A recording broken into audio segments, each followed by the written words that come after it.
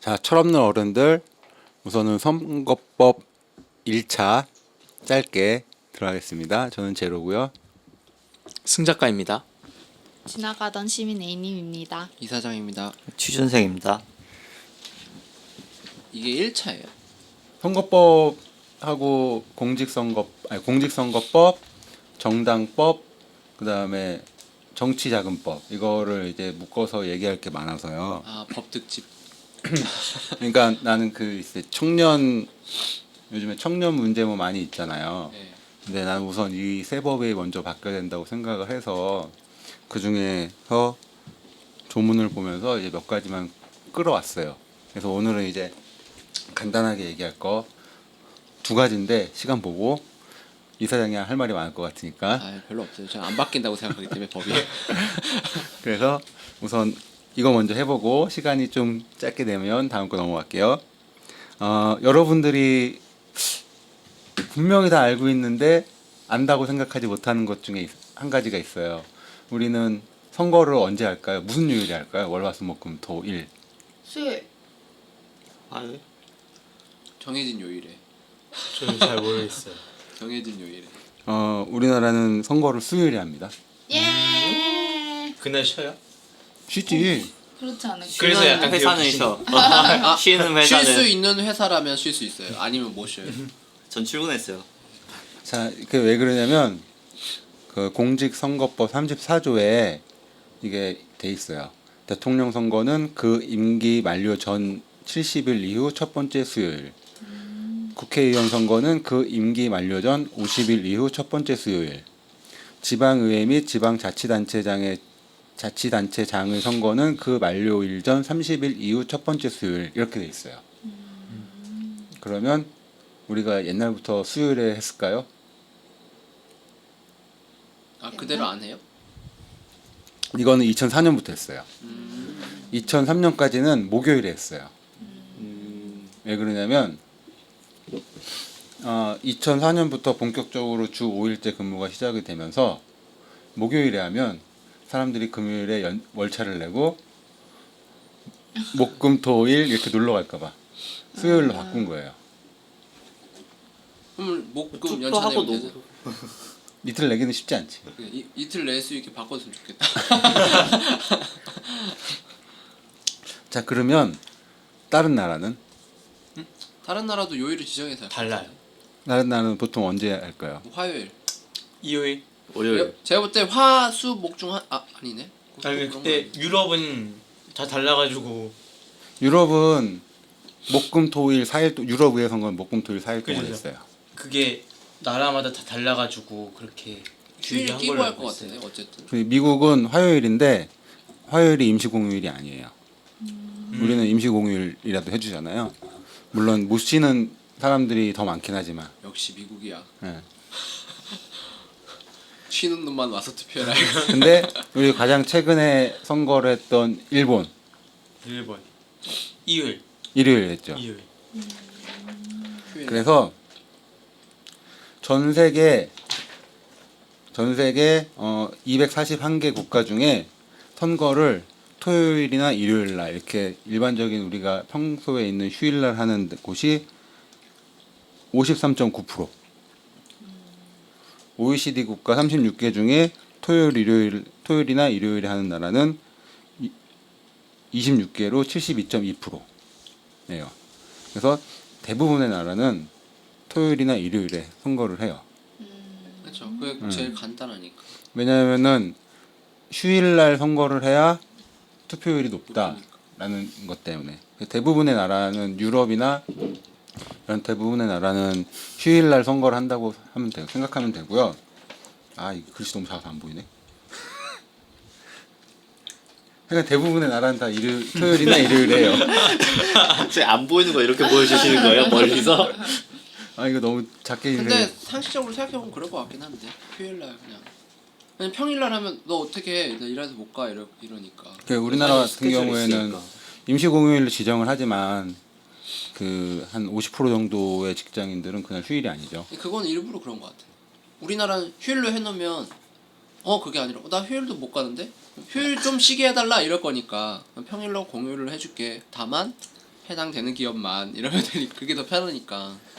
근데 이제 그냥 일반적인 선거는 그렇다고 그냥 수요일에 하고 임시 공휴일로 해서 이렇게 선거를 하면 된다고 생각을 해요. 저는 개인적으로.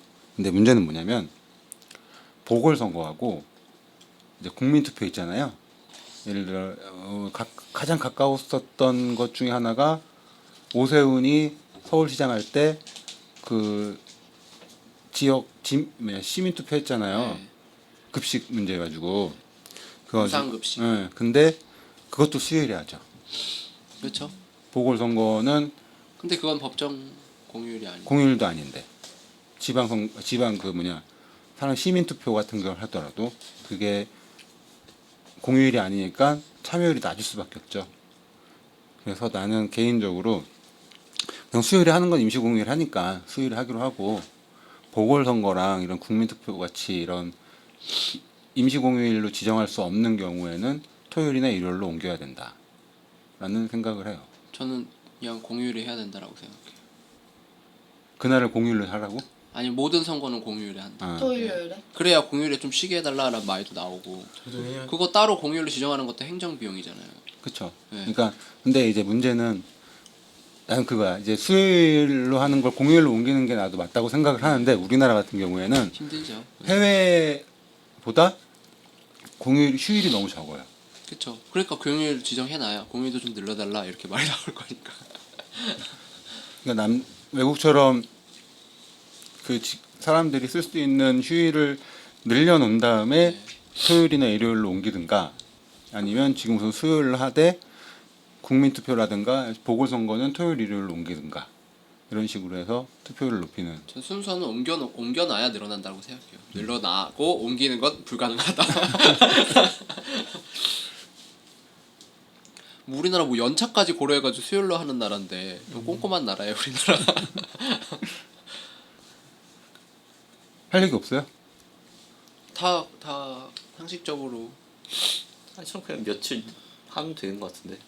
며칠 동안. 3, 4일? 근데 그거는 그만큼 그 사람들이 일을 못 하잖아요. 그러니까 행정비용도 소요되지만 사람들 일도 시켜야 될 거 아니에요. 돈을 3, 벌어야 되니까. 4일인데 이걸 3, 4일을 가서 하는 건 아니잖아요. 그 사람들이 크게 가서 하는 거 아니고 잠깐 가서 하는 거니까 차라리 분산돼 있으면 그 잠깐 줄 못 서는 가잖아. 게 없어지잖아요. 좀 점심시간이 뭐 몰릴 수는 있어도 차라리 3, 4일 하면은 투표율이 비슷하거나 더 높아질 것 같은데. 비슷할 거면 하루 만에 하는 게 낫죠. 3, 4일 할게요. 3, 4일 동안 대기해야 되잖아요. 선거위원들이. 아, 그리고 선거를 며칠 여러 네. 날 동안 하자고? 네. 그거를 또 그 선거표를 비용이 보관해야 많이 되고 들 비용하고 보안 문제도 심할 텐데. 그리고 막상 3, 4일 준다고 해서 내 자유가 보장되진 않아. 어차피 점심시간에 가야 되고 그리고 3, 4일인데요. 눈치껏 놔도 힘들고. 그럼 이틀? 주말 이틀? 근데 며칠씩 하는 나라가 없잖아요. 몇씩 하는 나라가 뭐 시차 때문에?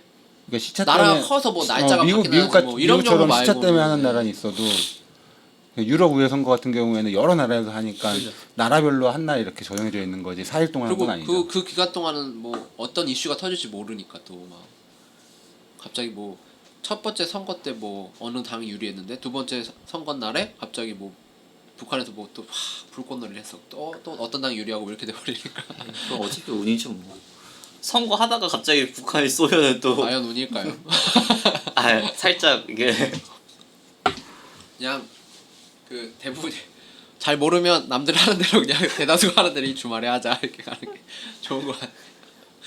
미국은 화요일 날 한 이유가 뭐냐면 일요일은 교회를 가기 때문에 투표를 할 수가 없고 월요일은 장날이래요. 미국이 옛날에는 1800년대에는 월요일이 장날이었기 때문에 그날 투표를 할 수가 없었어. 화요일로 했다는 거야. 화요일 날 그 판사가 돌아온 날에도 화요일이었다면서요. 지방 판사. 판사가 부족하니까 판사가 이제 화요일마다 어디 들려서 하는 때 이제 같이 하고 그러는데 미국은 뭐 그게 거기는 일단 간선제부터 좀 되게 대통령만 간선제죠, 그것도 미국은. 뭐 근데 그게 대통령 간선제를 직선제로 딱 바꾼다 그런 또 의미는 아니잖아요. 지네들이 이제 국회도 뭐 3분의 1씩 바꾸고 맞나? 2분의 1. 2분의 1씩 2분의 1. 바꿔요? 뭐 그러니까 우리 가능한 천천히 가자 뭐 이런 입장이잖아요. 뭐 이거 선거 선거일은 그럼 이렇게만 바꾸면 되지 않나요? 선거일은 뭐 어쩔 수 없다. 선거일은 이제 보궐선거의 투표율을 높이기 위해서. 근데 저는 그런 관련 법안 바뀌려면 다 국회 구성부터 바뀌어야 된다고 생각하는데, 근데 국회 구성이 이번 총선은 안 바뀔 거고 다음 총선 때는 바뀔까? 이번에 안 바뀌면 안 바뀌나? 그냥 안 바뀔 것 같은데요?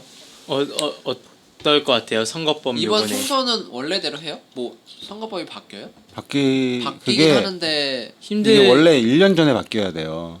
그냥 그쵸, 선거 예. 1년 전에 바뀌어야 되는데 만약에 이제 나중에 바뀌어가지고 하려면 특별법을 만들면 되긴 하는데 어떻게 할지는 모르죠. 근데 지금 이 상태면 그냥 가는 거 아니에요? 예, 지금? 이 상태면 그냥 가는 거고. 일단은 법 그러면- 만드는 것도 바뀌었고 위원장. 그러면 더 다음 선거는 바뀔 확률이 높아지네요. 민주당이 질 거니까. 이번에 자한당이 너무 계속 헛발질을 계속하고 있어가지고 아 근데 그러니까 더 지금 충격이죠. 자한당이 이랬는데도 저? 가장 낫지 않아요? 제일 엄청 낫죠. 않아요, 그러니까 제 말은 자한당이 이긴다는 게 아니라 아, 민주당이 이제 그냥 어느 당이든지 지금 뭔가 윈윈한 뭐지 잘한 그러니까 이제 임대가 없으니 이제 최고 좋은 시나리오 아니에요? 그렇죠. 가장 좋은 시나리오죠 그게. 어느 당도 득세하지 못하는 거. 다 또이또이하게 나와야 좀 뭔가 민주당 지금 바뀌지. 기대하고 있을 거 아니에요. 아 저렇게 헛바지를 해 자한당이? 근데 이렇게 져? 이러면 근데 졌어? 뭘? 근데 자한당이 표가 많이 안 갔네. 그럼 뭐야? 이렇게 그때 좀 생각을 하든가. 뭐 그건 이제 당대표 분께서 이제 당대표 분 요즘 열심히 일하시는 것 같은데 어느 당이요? 민주당 아 이제 일 시작한 것 같아요. 이제 조금씩 선거 준비하는 거. 이 얘기가 이렇게 금방 끝날 줄 몰랐네. 선거가. 네, 저희 뭐 깨어 있는 시민들이라 그런 거.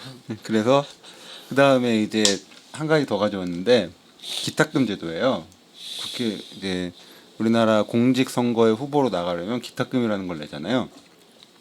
대통령 선거는 3억 원, 국회의원 선거는 1,500만 원, 시도의회 의원 선거는 300만 원, 시도지사 선거는 5천만 원, 그다음에 시군의 장 선거는 1,000만 원, 시군 의원 선거는 200만 원의 기탁금을 내야 돼요. 이거는 선거법 56조에 있는 거고, 다른 나라는 이게 문제가 뭐냐면 1,500만 원이라는 돈이 내기가 쉬운 돈이 아니에요. 기탁금으로 내기. 그러니까 이거를 왜 만들었냐면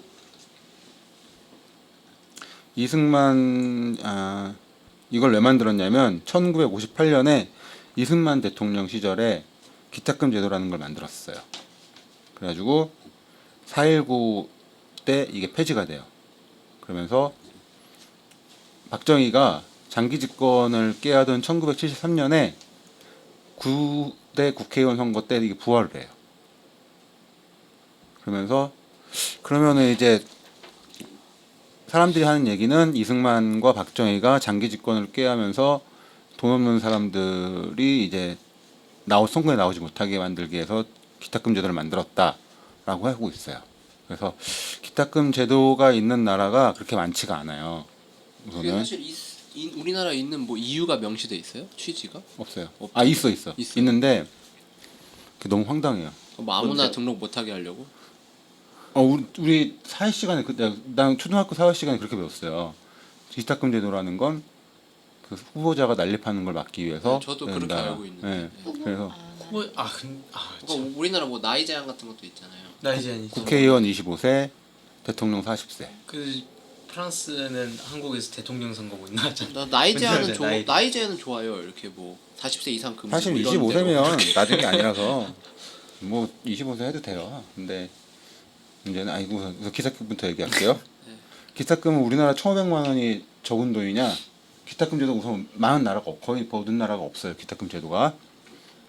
그래서 많으냐? 그러니까 일본은 환율로 대충 계산해서 일본 같은 경우에는 3,280만 원을 내요. 기탁금. 역시 일본. 일본 1등.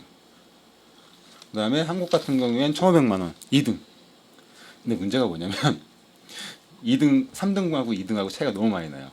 자, 딴 데 얘기해 줄게요. 영국 하원 75만 원. 호주 상원 82만 원. 호주 하원 165만 원. 뉴질랜드 23만 원. 캐나다 하원 88만 원. 기탁금이 2등하고 3등하고 차이가 너무 많이 나잖아요. 그래서 이게 우리나라는 기탁금 제도를 우선 많이 깎거나 없애거나 해야 되는데 우선 기탁금을 반환받을 수 있는 조건이 있어요. 우선 선거에 나가서 15%를 득표를 하면 전액을 반환을 받고 10%를 득표를 하면 50%를 반환을 받아요. 10% 미만은 한 푼도 못 받아요. 그래서 이게 소수 정당이라든가 청년들이라든가 이런 사람들이 나갔을 때 빚쟁이가 되는 요인 중에 하나가 되죠. 그거는 저는 기탁금에 대해서 반대는 안 하거든요. 근데 그래서 다른 나라, 그러니까 난립을 방지한다. 그것도 뭐 전 나쁘다고 생각을 안 하는데 그 기탁금을 만든 게 우리나라 역사상 다 독재 정권이었던 쪽에서 만든 거잖아요. 그런 의미에서 우리나라는 없어지는 게 맞죠. 그게 정리가 안 됐을 뿐이지. 솔직히 기탁금이 없는 나라는 후보자가 많나요? 후보자 난립하는지 궁금하네. 우선은 후보자가 난립하는 게 문제가 아니라, 그러니까 우리 지난 대선 보면 뭐 문재인, 홍준표, 안철수 우리 요 정도, 유승민 요 정도만 알잖아요. 그때 내가 정확히 기억 안 나는데 열 몇 명이었어요 후보가. 보통 몇몇 명 나오잖아요. 네. 열 몇 명인데 9번 이상까지 나오는 것 같습니다. 예. 우리가 그러면 그 열 몇 명 중에 후보가 난립한다고 해서 우리가 후보를 제대로 그 중에 선택할 수 있는 능력이 없느냐, 시민이. 근데 그게 선택할 수 있는 능력의 문제도 맞긴 한데, 예를 들어 노숙자예요. 근데 등록해 할 수 있잖아요, 시민이니까. 근데 그 노숙자는 못해요. 주민등록이 말소가 돼 있기 때문에. 노숙자는 말소돼 있어요? 그러면 뭐 집이 있는데 누구나 그걸 하게 되면 그게 한 명 추가됐다면 그 선거를 진행하는 데는 행정 비용이 추가로 계속 소모되는 거잖아요. 네. 물론 n분의 1로 뭐 늘어나는 건 아니지만, 그래서 저는 어느 정도는 있는 게 맞다고 봐요. 그 외국 수준 정도, 50만 원, 70만 원, 그 정도는 있는 게 맞다고 보는데, 지금 우리나라는 저 취지 자체나 저걸 한 정치권 자체의 정통성이 우리나라에 맞지 않잖아요. 없어지는 게 맞죠. 다만 우리나라가 아직 그 정도로 아직 때가 아닐 뿐이지, 그걸 없앨 수 있는 때가 아닐 뿐이지. 전 개인적으로 한 500만 원 정도로, 국회의원 선거 같은 경우에 한 1,500만 원인데 한 500만 원 정도로 낮춰야 되지 않냐. 그것도 맞는데 저는 그 법의 취지상, 그 없어져야 법의 된다. 정통성상 없어지는 게 맞다, 우리나라에서. 있어도 상관없는데, 그렇잖아요. 이제 정의 형이나 뭐 그 어르신께서 초대 국부님이라고 뭐 이렇게 말하시는 그분께서 만든 건데, 깔끔하게 없애주는 게 그분들의 명예를 위해서도. 계속 그 두고두고 욕먹을 거 아니고, 누가 만들었어? 그분이 만들었어. 그렇게 가셨는데 그냥 욕 안 먹겠다, 그런 거 없애주면 좋은 거죠 라고 생각해요. 그러니까 딱 똑같잖아요. 우리나라 보수들이 그 일본 보수랑 같은 뿌리를 갖고 있잖아요. 사는 짓도 똑같고 서로 공감하고 막 이해해주고, 아베 화이팅 막 이런 거 그런 거 같아요. 끝났나요? 다들 그렇게 할 말이 없구나. 네, 이거 뭐 너무 당연한 거 아니에요? 그냥 굳이 필요한 거에 아니면 없앤 게 낫지 않아요? 저는 너무 이상한 것 같아요. 대놓고 돈 없으면 나오지 마. 돈 있는 사람, 그러니까 난립이라는 게 돈 없는 사람이 후보로 등록하는 게 난립이라는 거잖아요. 난립. 저 너무 그게 뭐야? 그러니까 저는 그 나이 상한제를 두는 건 좋은 거. 저는 그거 완전 반대인데. 왜요? 일단 이거 먼저 얘기를 하면, 난립하는 걸 막으려면 단돈 한 10만 원만 내도 사람들이 난립은 안 할 것 같거든요. 저는 10만 난립하기 10만 원 내야 돼 이러면 10만 원이 더 아깝기 때문에 저 같으면 안 할 것 같아서 두는 건 좋은데, 한 10만 원 이렇게 완전 약간 그러니까 누구나 낼 수는 있는데 이렇게 난립하진 않을 정도의 그 금액이면 좋을 것 같아요. 이건 너무 맞는 것 같아서 돈 있는 사람만 하라는 느낌인 것 같기도 하고. 나이 상한제는. 천만 원 단위는 진짜 심한 것 같아요. 태산 털어서 해라 이런 느낌? 그리고 그게 될지 안 될지도 모르니까 더 나이가 어리거나 돈이 없으면 돈이 그게 없다기보다 만약 사회가 새로운 사람들에게, 젊은 사람들이 충분히 그런 돈을 마련할 수 있는 시스템의 사회라면 상관없죠. 근데 우리는 그런 청년들이 그 돈을 쉽게 마련할 수 없는 사회잖아요. 그러니까 당연히 안 되는 거고. 그러니까 기득권층이 자산이나 재산을 보유가 있는 층이 새로운 신흥 부흥층을 진입하지 못하게 막는 거죠, 정치권에. 라는 제도로 활용되기 쉬우니까. 우리나라처럼 이렇게 세대 변화가 빠른 나라도 없는데 더더욱 그러는 거죠. 전 그래서 상한제도 좋을 것 같은데. 나이 상한제. 나이 상한제는 왜? 그러니까 세상에. 50대 이상은 못 나오는 거. 나이 상한제. 네. 그걸 상한제라고 하면 안 되나? 아니 맞는. 저는 하한제가 미치고 상한제가 그래서 상한제가 맞는 것 같은데. 저는 그러면 이럴 수 근데- 있죠. 예를 들어서 50대 이상이 많다. 그럼 내가 49세다. 그럼 50대 이상들이 원하는 말을 막 해서 50대 이상 표를 다 내가 받으면 되니까.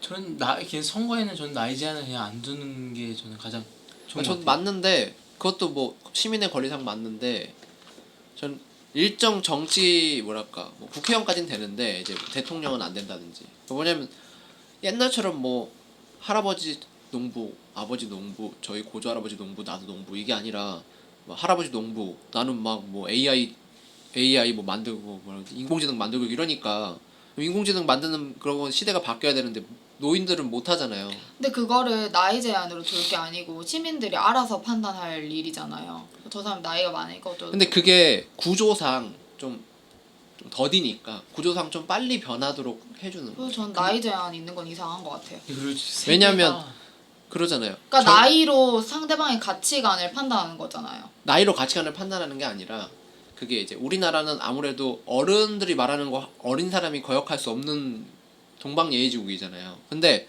만약 나이 상한을 걸어놓으면 어떤 당이 있을 때 물론 나이 든 사람도 있겠지만 이 당의 어떤 큰 부분을 차지하는 대통령이나 큰 어떤 정치권에 나갈 수 있는 자리가 몇 나이 이하다. 그럼 결국 어린 사람들과 나이 많은 사람들이 서로 합의해서 뭔가 결정할 수밖에 없는 거잖아요. 그러면 어떻게 보면 어린 사람들이 나이 많은 사람들을 설득하는 과정보다는 나이 많은 사람들이 경험과 지혜로 나이가 중간급인 사람들을 설득하는 게 좀 더 수월하거나 뭔가 좀 더 좋은 결론이 나오지 않는 구조인가 라고 하는 거죠. 그러니까 국회의원은 상관이 없는데 뭐 어떤 방향을 이끌어가는 국정의 리더 같은 경우는 조금 나이를 너무 많지 않게 제한하는 것도 너무 많으면 막 70인데 막 비행기 타도 막 심장마비 오고 이런 것도 문제가 있으니까 위험한 그런 안 그래도 그런 대통령이 있는 나라라면 총리면 상관없을 것 같아요.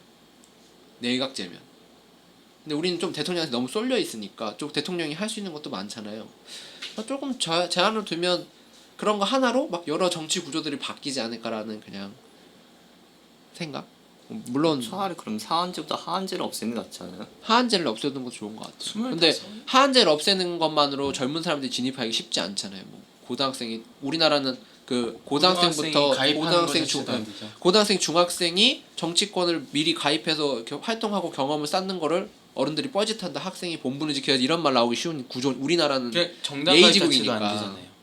고등학생이 정당 가입 안 된다고. 미성년자는 정당 가입 못해요. 그러니까 그런 게 안 되는 구조니까 그냥 하한제 풀어버려서 그걸 바꾸기보다 그냥 상한제 풀어버리면 어떤 그 리드하는 당이나 당의 당수나 이런 원로들이 이 당을 키우기 위해선 야 젊은 애들 빨리 교육시켜야 빨리 키워야 젊은 나이에 대통령을 시킬 거 아니에요 당에서. 그런 것도 서서히 바뀌는 계기가 되지 않을까 싶은 거죠.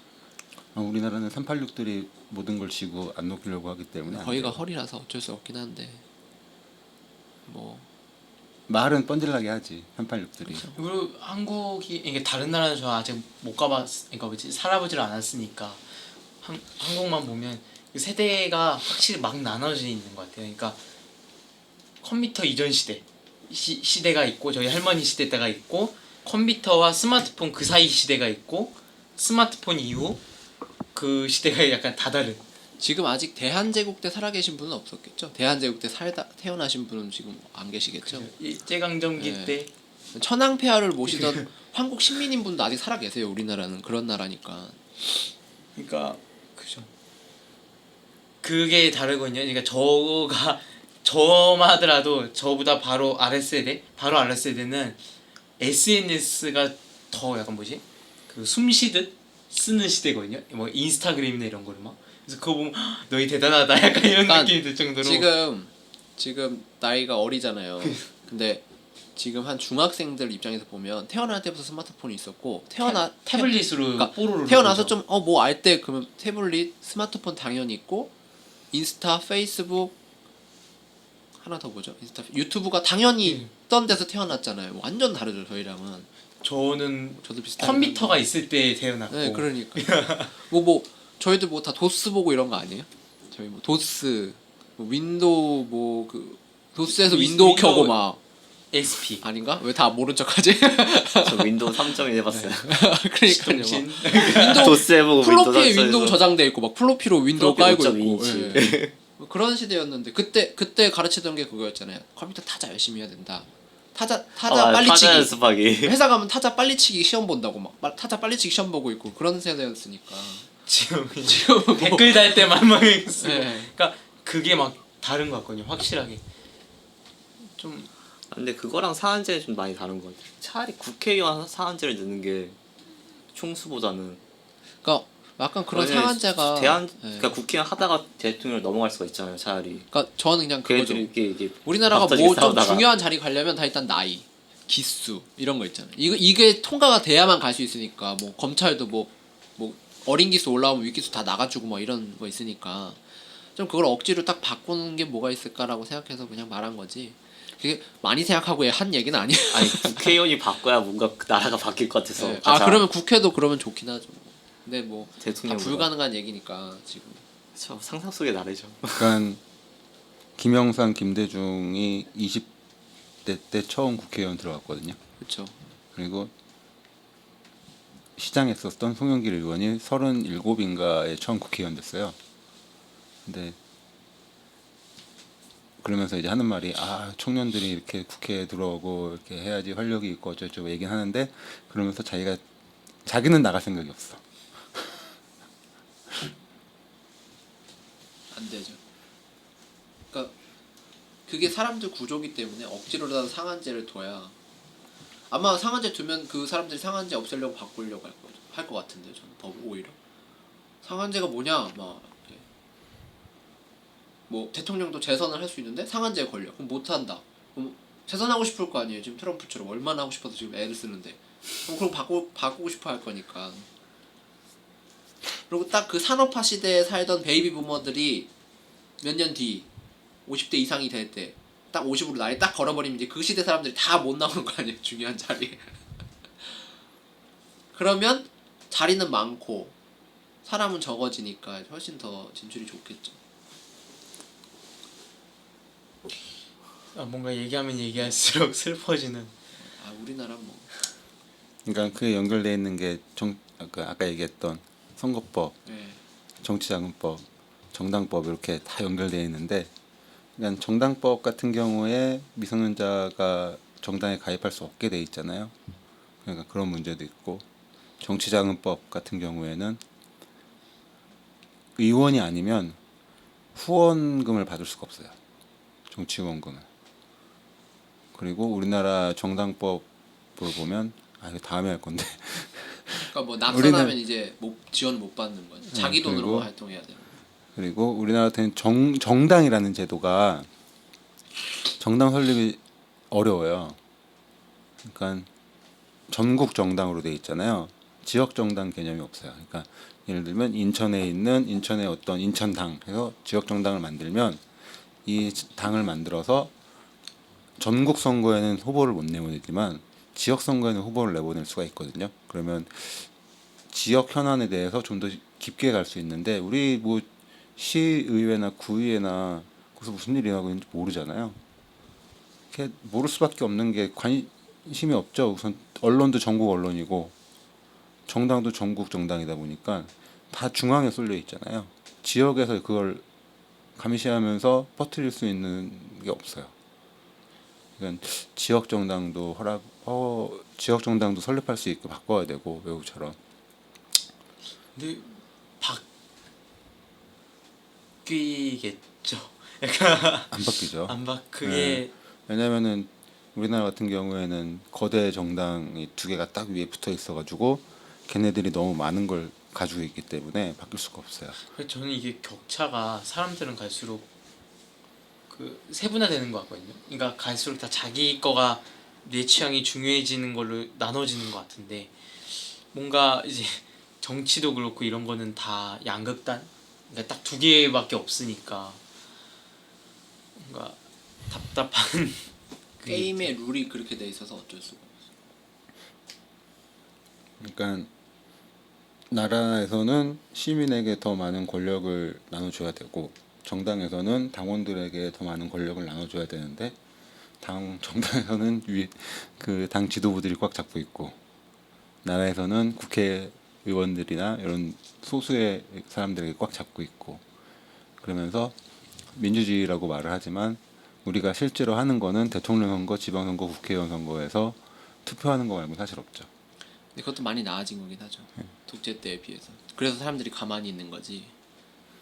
왜냐면 그들이 그 국회의원 정당들이 지금 두 개가 거대 정당이고 그리고 그들이 다 알지는 못하잖아요. 근데 이제 사람들은 갈수록 세분화되는데 뭐 그죠? 약간 예를 들어 예술인들 그러니까 예술 관련된 법을 아는 국회의원이 많이 있을까 하면 또 많이 없을 것 같기도 하고 예술뿐만 아니라 뭐 체육이 됐든 어떤 거가 됐든 뭘 하든 간에 저희랑 인식이 달라요. 생각하는 방식이 아예 달라요. 그러니까 그들이 이제 국회의원은 표를 얻어야 되니까 뭔가 전체적으로 사람들한테 공감되는 얘기를 해야 되는데 막상 내용을 들어보면 잘 모르는 것 같은데 이런 느낌이 들고 전체적인 표를 얻는 게 아니라 내 특정 인원들한테 맞는 얘기를 해줘. 근데 이제 그것도 이제는 너무 세분화가 되겠다는 거죠. 그러니까 예를 들어 내가 진보층이어서 젊은 사람들을 공략할 거야. 근데 그 젊은 사람들도 너무 세분화가 됐기 때문에 갈수록 그러니까 뭔가 근데 아까 방금 말한 것처럼 젊은 사람들을 공략해야 되라는 생각이라도 했으면 좋겠어. 생각도 안 하는 거. 그래서 했던 게 민주당에서 했던 게 지난 지방선거에서 그러니까 청년들한테 구의원이나 시의원 후보자를 되게 많이 줬어요. 근데 이제 구의원이나 시의원은 사실 권력이 별로 없기 때문에 국회의원은 안 주죠. 뭐 구의원, 시의원부터 시작하는 거니까. 라고 말하면서 해봐. 그거 어려워요. 네.